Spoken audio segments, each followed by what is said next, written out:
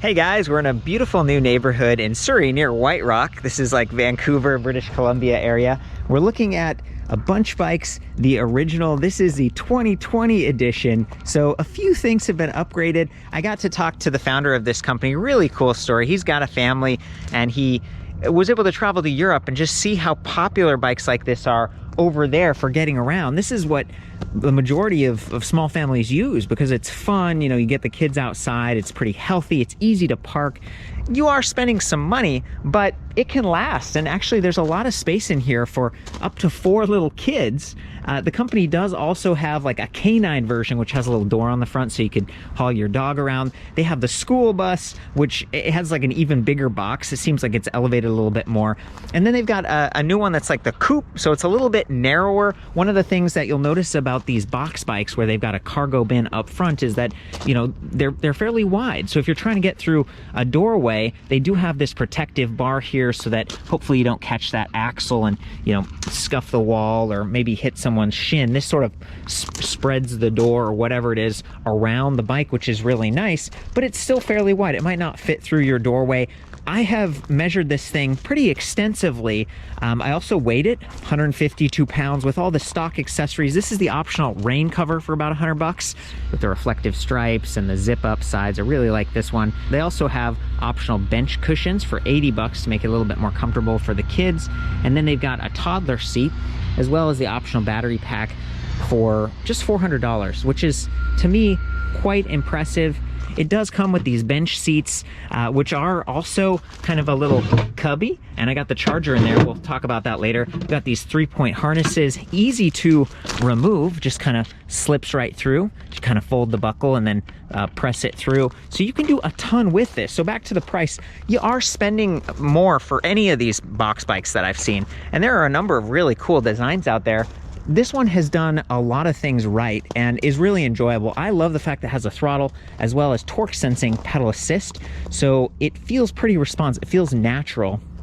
And I think that it's fairly extensible. I mean, whether you decide to sell this used someday, it's going to hold its value pretty well, I think, especially because the battery is fairly modular. You just slide that off. You could slide a new one on. It's using a planetary geared hub motor here. That's pretty standard equipment, but if something does happen to this, there's like a kind of a disconnect point down here. You could replace the whole rear wheel.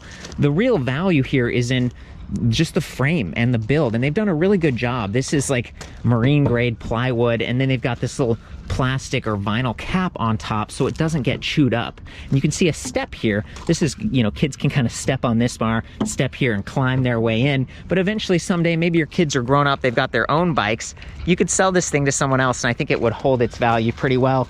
On top of the price of the bike itself, you also have to pay $199 shipping, and I think in the contiguous US and even Canada, where we are right now, they'll ship it up to you. I don't think there's a lot of assembly that you have to do. The thing is just, it's really tough. It's all steel, so I was using my magnet all around this thing. The fenders are steel. They feel pretty tough. You know the kids are gonna probably kick this or step on it, so I love that it's connected in 2 places. It's not just using those little, you know, narrow struts. They almost look like spokes. You've probably seen those before, and we've got one right here as kind of a demo, but that one's even pretty thick. So we've got steel, which is very tough. It's vibration resistant. They've reinforced the frame, really thick tube at the bottom. We do have some internally routed cables, which is nice, keeps things clean and out of the way, but they're still, you know, it's covered by that plastic tubing, so it's going to be fairly durable and not get cut or, you know, pinched quite as easily. They've done a good job with that steel chain cover, which is nice if you're wearing pants or maybe you've got a skirt or something. So they've made this an approachable frame. You don't have to swing your leg up and over the rear. You know, imagine you have like a trunk bag here, some panniers. It's much nicer to just step through and be able to handle this thing. It only comes in one frame size, but this bar actually slides up and down a little bit. Same with the seat post. I think this is 28.6, 350 millimeters on that seat post. So it's a fairly, you know, it's a thick tube. It's fairly sturdy. You could replace that with a suspension seat post if you wanted to get some comfort, because that is one of the things we often lack with cargo bikes. I mean, there's no suspension fork. It doesn't really even have a fork. It's just got these, like, you know, sort of untraditional little axles right here with a nut on them. And it's hard to do suspension that way. I mean, you have to get really fancy. They've got this big pivot point at the center of the bike right up there.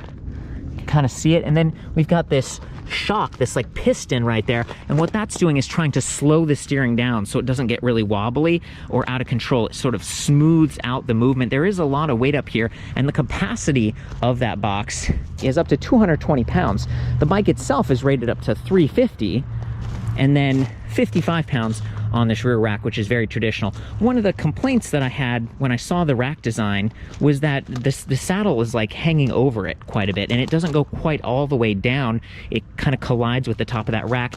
The guys at Bunch Bikes did say they can mount the rack a little bit lower. See, there's some adjustability here. So the seat can go a little bit lower, and this is back to the fit thing. So reach is something you really can't adjust a whole lot on this bike, but I think it's fairly approachable. For someone who's taller, you're just gonna go up and your reach is gonna be fairly short. You got long arms, but you could keep that handlebar low, and that's gonna help to give you some, just, you know, you're not gonna be completely squished. And on the other hand, you could raise it if you're having trouble somehow like hitting your knees while you're pedaling. I don't think that's going to be a problem. Hasn't been a problem for me, and I like the upright body position that this bike is offering. It gives you a chance to kind of spot traffic, chat with your friends, and then talk to your kids and even see your kids through this window. Okay, so they have a sun cover, they have this rain cover, some pretty fun accessories. I talked about the steel being really tough. Back to comfort for a second here. They're using some good tires. Schwalbe Balloon Big Apple Performance Line Race Guard. Okay, so this does have some puncture protection built into it, which is really nice.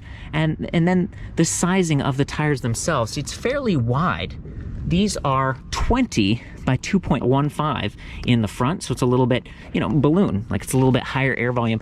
In the rear, we have 24 by 2, so not quite as wide as the front, but definitely a bigger diameter. And that's nice because it lowers the attack angle and it makes things a little smoother. So if you're going over rocks like I am here, or just cracks in the sidewalk, that kind of thing, bigger wheels and bigger tires feel more comfortable. They take a little bit more work to get going, so it's a little bit more effort for that hub motor. This is actually smaller than the average wheel size. Normally bicycle wheels are like 26 inches or even 28. So 24 is still, it's going to be sturdier. Smaller wheels are sturdier, and they've got these nice thick 12-gauge spokes here. And then the really sturdy wheels up front, 20 inches, they bring that box down closer to the ground. You know, and if your weight is low and kind of centered, that's going to be the most stable. Of course, this is further up on the bike, but it's not really a mountain bike or anything. The point is, you're not going to have to lift quite as high to load this thing. Kids aren't going to have to climb quite as high up, and you've got really strong wheels, so they're not going to come out of true as easily. There is just going to be a little bit more bumpy feeling going on than if there were bigger wheels, and so what they've done to compensate for that is have those balloon tires. Very comfortable. And same thing in the rear. I mentioned the puncture resistance, but they also have reflective sidewalls, which is wonderful. Okay, safety first, right? Like, that's a big deal to me. All of these tires, they have reflective sidewall stripes, and the company has added reflectors up front, as well as a light. That's 60 lux right there. It's a pretty nice light, somewhat adjustable, sort of aimable, but of course, being that low, I mean, imagine you're riding around with this thing. It's just low. You kind of want to be up high. You could maybe add like a flag or something to this.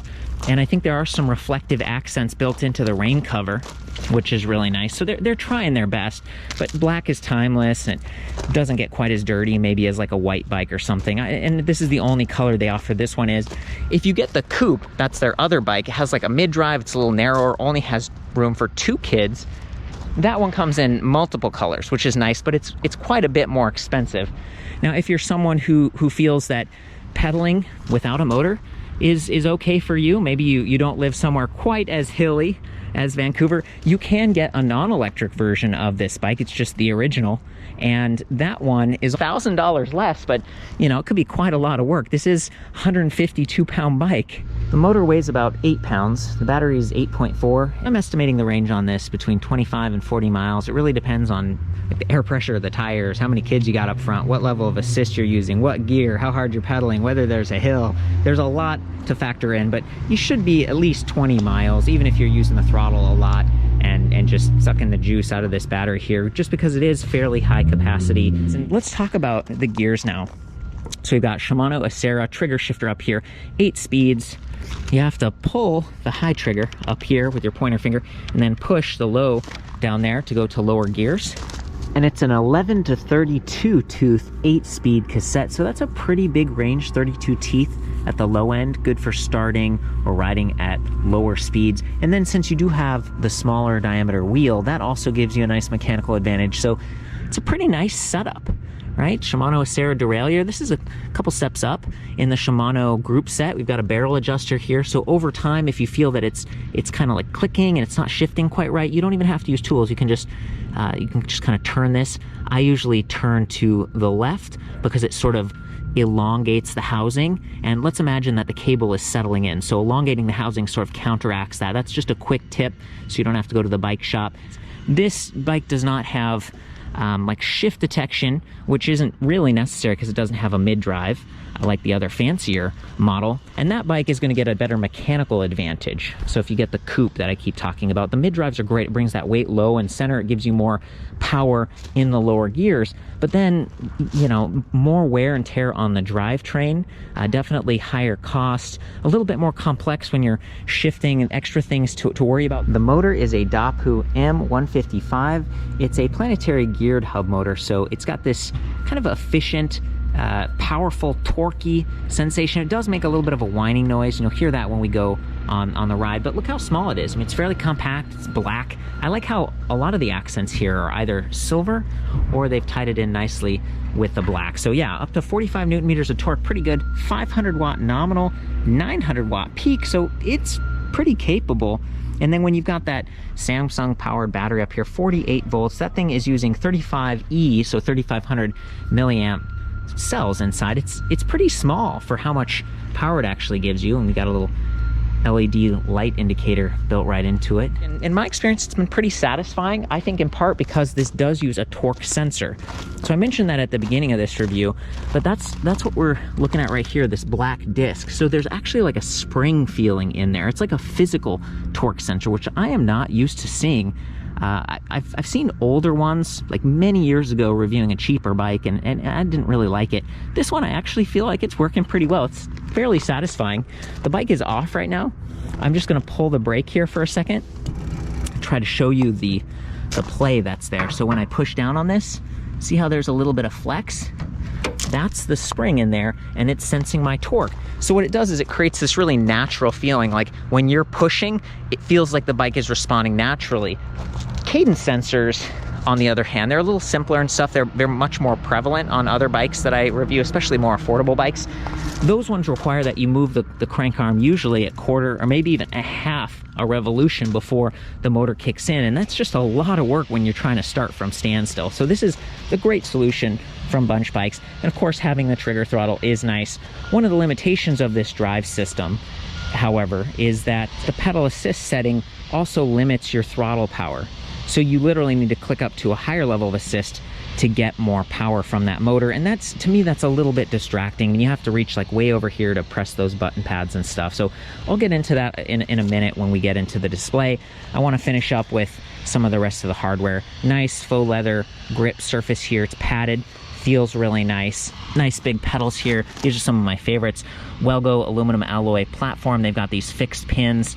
They're going to give you that extra traction if it's like wet or maybe snowy, or you're just wearing shoes. You want to have this nice, stable, reliable platform when you're dealing with a heavier, higher performance bike. So I'm glad they did that. Nice reflectors and stuff. But if you slip off on this, there's no rubber to protect your shins. You would get scratched a little bit, and I have on the front when I'm mountain biking. For a bike like this, you're probably fine. Back to the rack.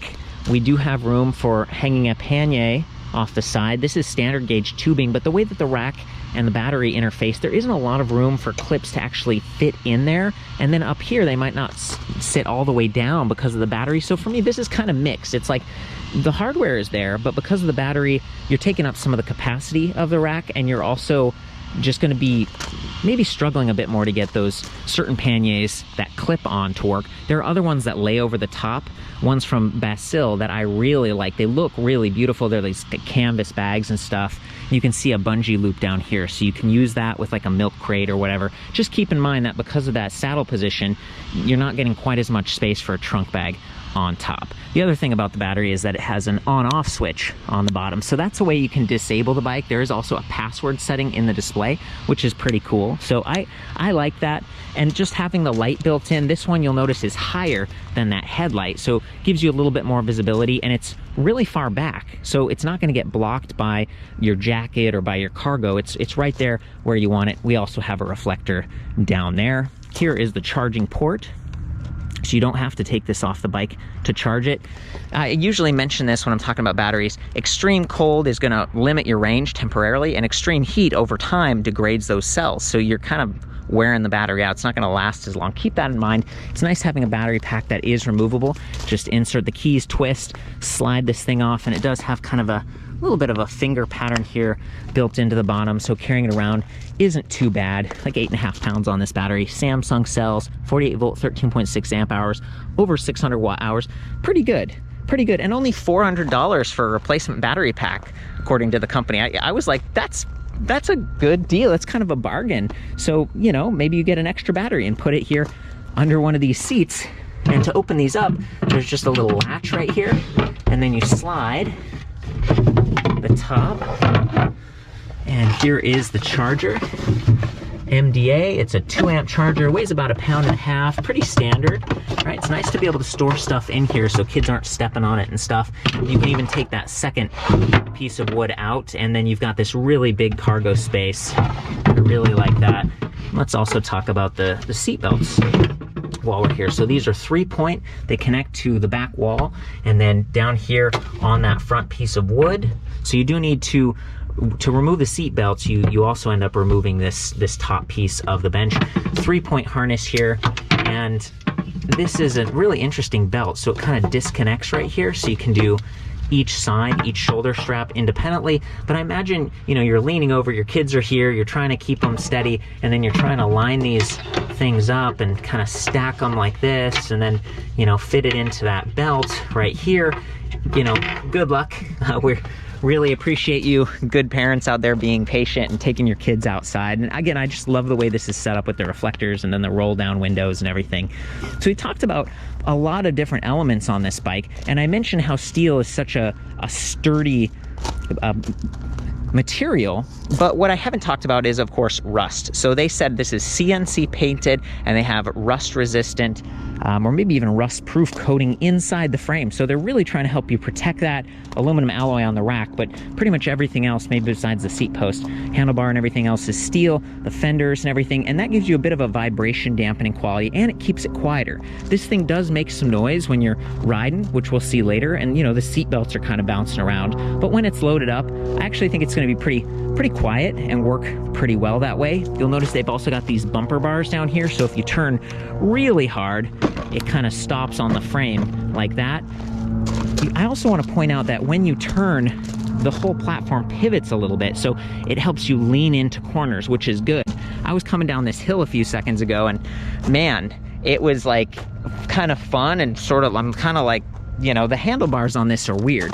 You're sitting here, but you're reaching way out here to steer versus having handlebars that are more fixed on the frame. So it's an interesting setup. And what I found is that I'm trying to lean my body weight into the turn, but my arms are shooting off the other direction. And you know, it's pretty easy to get up on 2 wheels, right? So just be careful with this thing. And then that brings us to the brakes. So they've done a really good job with the brakes. Something very unique that I rarely see are these little parking switches. So you like pull that in and then flick this switch over, and it locks the brake. So that's going to keep the bike from rolling away if you're loading and the kids are, you know, getting in and out and stuff like that. Having those parking brakes is really cool, and having hydraulic disc brakes.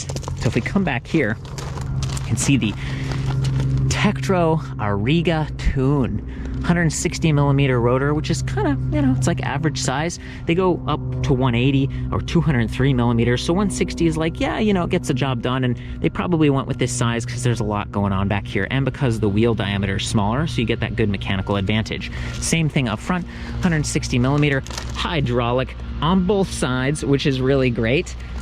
And it makes these a lot easier to sort of balance and just to operate. They offer some adjustable reach. There's a little set screw in there so you can bring them in or out. And then when you pull the brakes, so let's see, I think Yeah, the right is the rear, and then the left is the front, and it has like a splitter, and so it splits the hydraulic fluid to be the same pressure on both sides. So it's not like you're in here with a wrench, or you're getting a cable stretch or settling.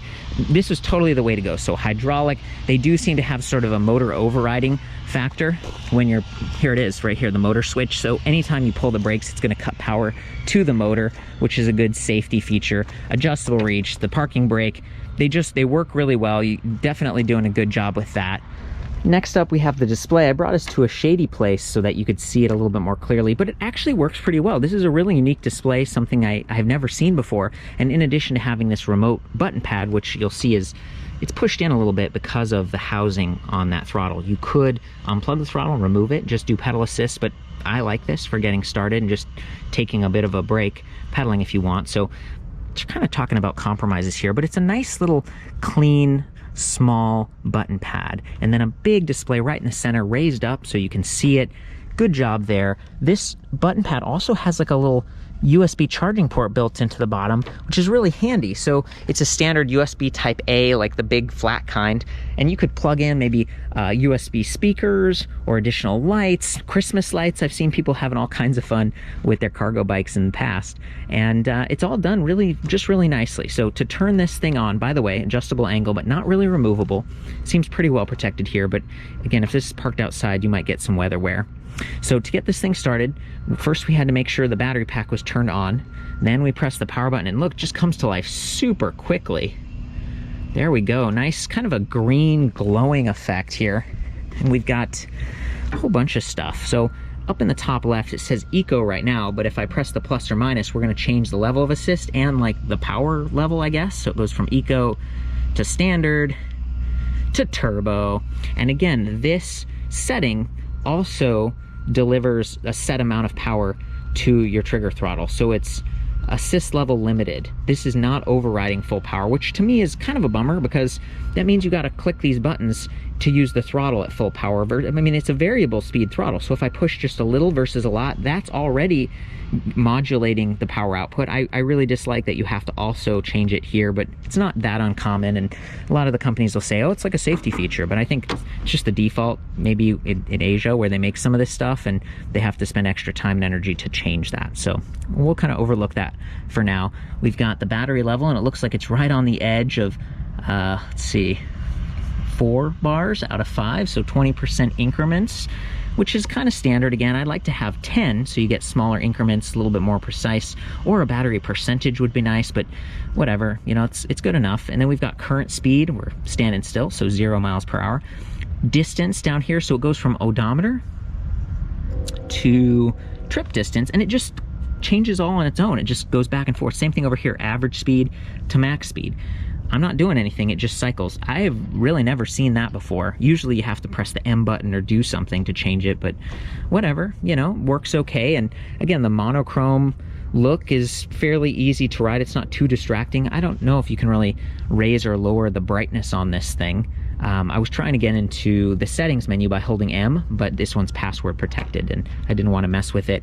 I'm actually borrowing this from some real life owners that I got in touch with because I just thought this was so cool. I wanted to check it out. I'd seen similar box bikes like way in the past, but this was the one that really was just super customized and has all these updates for 2020, and it just seemed a lot more durable and stuff. So thank you to them. And if you live in the Vancouver area and you have a really cool electric bike, please leave a comment here or email me through the site so I can check it out and kind of share the love that way. So anyway, we got plus, we got minus. If you press the power button, just tap it, we get the lights. So why don't I show you those? I'll just hop off for a second here. There's the rear light. It's got these 2 LEDs, kind of like a light pipe going on, and then the big reflector. And then it's the 60 lumen headlight. Nice, there it is. Whoa, does a pretty good job. Again, just lower than I would have liked, but I get it. I was talking to the guys at the company, and it was like, well, if you put it up here, the kid's kind of bumping it, and you know, I guess it's more protected down low like that. Okay, and then we've got walk assist if you hold the minus key, which could be very handy. Yeah, we have a throttle, but that's variable. Even within the limited assist level that you chose, it's still kind of more or less if you press or not. So if we hold the minus key for a second, there we go, walk assist. Look at that. This is a nice, easy way to get around. You know, if it's a crowded area, you don't even have to be on the bike. You could just press that and it'll walk itself forwards. Again, it's a fairly powerful motor, 500 watt nominal, and I think it peaks closer to 900 watts, so it's good stuff, especially with that smaller wheel. And that's kind of it, you guys. I think at this point, we can just take a little test ride. We can pedal backwards here for a second, get ourselves in the right setup, and then press forward. There's the torque sensor should be clicking on here, but I'm not feeling it quite yet. There we go. Okay, so maybe there is a little bit of motion that it's waiting for. There we go. Let me take it up this hill first. So here's the nice turn. One of the things you are limited on here is the turning radius.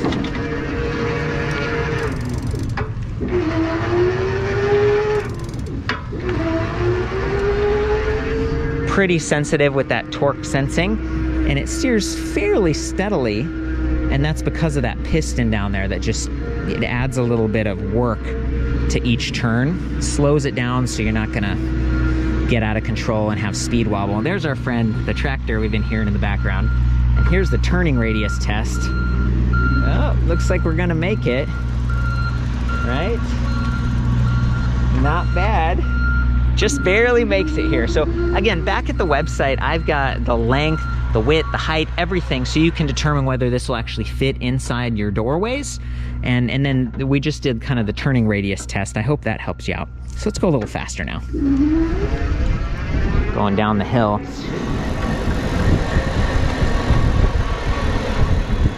This is where it could feel just a little overwhelming if you had the kids in here. You're going down pretty fast and there's a stop sign at the bottom of the hill. That's where it's really nice to have those great hydraulic disc brakes. And then let's try to do the switch here. There we go. Okay, got it. It's a little tricky with one hand, but we're on the side of a hill. The bike's, you know, it's 152 pounds and, well, and it's not going anywhere. So I'm impressed. I'm impressed with that. I think I'm gonna do a hill test. Just turn this thing around and go up and try to get a sense for power. I only weigh 135 pounds. The bike is unloaded, so, you know, take this with a grain of salt. We've got it up in the highest level of assist, level 5, because that's where we get the most power. Trying to make this tight turn here. There we go. And now we just press that throttle. See how she does.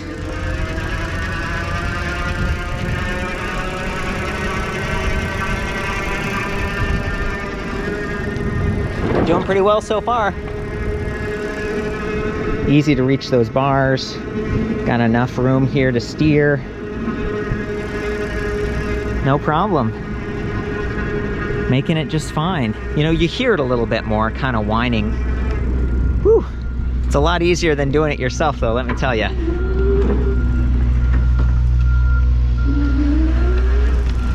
Oh boy. There we go. I got it onto 2 wheels for a second there, again, turning a little bit too fast. So it's a good reminder to be careful when you're on this thing. Okay guys, I just had a really good conversation with the owner. I would love to share that, but she was a little shy and was like, well, you know, let's just talk and then you can tell people about this. And the kids aren't available, but she has a 3-year-old and a 4-year-old.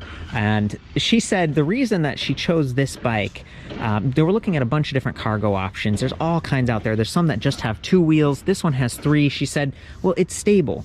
You know, and that has really paid off, in part because the kids love to kind of climb up and do it themselves, but also because once they're in there, apparently the little boy will like shake the thing around. He's got a lot of energy. So having a bike like this that feels steady made a big difference. Now I asked about the weight. I was like, well, that's great that it's steady, but it's heavier. How has that been for you? And she said, you know, it actually steers really well. I feel comfortable with it, but you know, I've got the throttle if I need the extra help. And I said, well, you're on a hill. Once the thing's loaded up with 2 kids and stuff, is it enough power? And she said, oh yeah, you know, in fact, I only use level 2 and 3. I haven't even been up to level 5 yet. And I was like, wow, you know, have you ever felt like it was tipping if you were turning too fast? And she said, no, never. So I got the impression she's kind of taking it easy. They're having fun. And I asked, like, do the kids sit next to each other and face forward, or do they face you? And she said they sit across from each other because, you know, brother, sister, and if they would get in little fights if they were right next to each other. So it sounds like they sit across. They each have their own bench. So it sounds like she really likes this thing, and it's been wonderful, and a lot of happy, fun rides together, lots of smiles. So anyway, I hope that helps you guys out. Again, back at ElectricBikeReview.com, I've measured the length, the width, all the details. I try to go really deep on this because I do know it's a lot of money. It ends up being kind of a high involvement purchase. There's a cool comparison tool, and I have covered a bunch of other cargo bikes over the years. Some of the reviews are a little older, getting a little bit out of date, but the bikes don't change that much year to year, and that could be a good starting point. You can also go to the forums and see what actual owners have to say. Maybe you are an owner. You can post your own pictures, talk about the kind of support you've gotten from Bunch. To me, this is a really classy, timeless, and now even more functional than the years ago when I saw this kind of thing on the market as more of an import. This is something that's been brought in, it's been refined, they've got good customer support, they're doing a great job. So I'm a big fan, you know, this is great. I love you guys. I hope the reviews helped you out. Hope I see you out there on the trails. Have fun. We'll see you next time.